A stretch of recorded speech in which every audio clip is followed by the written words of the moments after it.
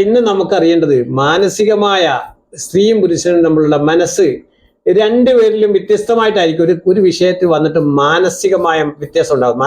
അതായത് മാറ്റം ഉണ്ടാകുന്നത്, ചേഞ്ച് ആവുന്നത്.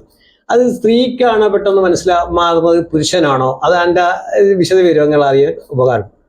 നമ്മൾ സ്ത്രീയും പുരുഷനും ഒരുപോലെയാണ് കാണുന്നത്. ഇന്നത്തെ കാലത്ത് നിയമപരമായി സ്ത്രീയും പുരുഷനും ഒരുപോലെയാണ്.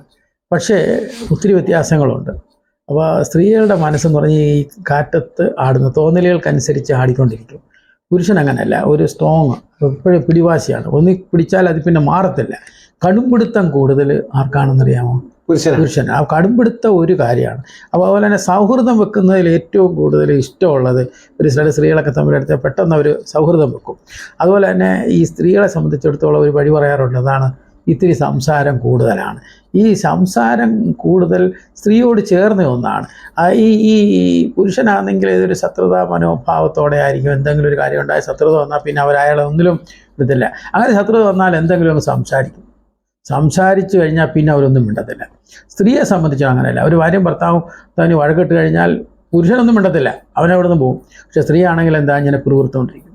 ഈ പുരുഷന് ഏറ്റവും കൂടുതൽ ഇഷ്ടമല്ലാത്ത ഒരു കാര്യം ചോദിച്ചാൽ ഈ സ്ത്രീകളുടെ ഈ പിറുപിറുപ്പാണ്. വഴക്കമുണ്ടായി ഇത് കഴിഞ്ഞ ശേഷം ഇങ്ങനെ വിധത്തെ കാര്യങ്ങൾ പറഞ്ഞിങ്ങനെ പിറുപിറുത്തുകൊണ്ട്, ഇത് സ്ത്രീക്ക് ഇഷ്ടമല്ല.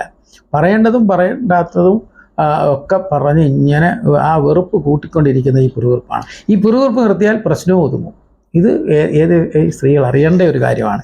അതുപോലെ തന്നെ ഒരു അപായ സന്ദർഭങ്ങളുണ്ടായാൽ അതിനെ നേരിടാതെ സ്ത്രീകൾ പുറത്തോട്ട് മാറി നിൽക്കും.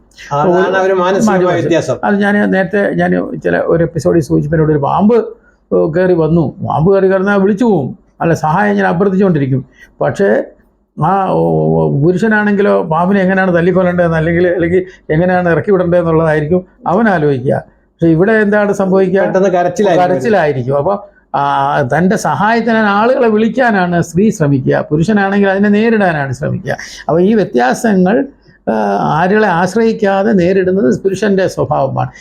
ഇത് ചെറിയ ചെറിയ നിസ്സാര കാര്യങ്ങളാണ് ഞാൻ പറയുന്നത്. എന്നാലും ഇത് മനസ്സിലിരിക്കണം. നമ്മൾ ഇരുവരും അങ്ങോട്ടും ഇങ്ങോട്ടും ഇടപെടുമ്പോൾ ഒരാളെ പഠിച്ചിരിക്കണം, മനസ്സിലിരിക്കണം.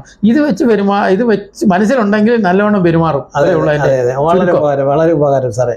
സാറ് പറഞ്ഞിരുന്ന ഒരുപാട് അറിവുകൾ, പ്രത്യേകിച്ച് ഒരു സ്ത്രീയും പുരുഷനും തമ്മിലുള്ള മാനസികമായ വ്യത്യാസമാണ് നമുക്കിപ്പോൾ പകർന്നു തന്നത്. അള്ളാഹു തആല എല്ലാവിധമായ ഖൈർ നൽകട്ടെ. അസ്സലാമു അലൈക്കും വറഹ്മത്തുള്ളാഹി.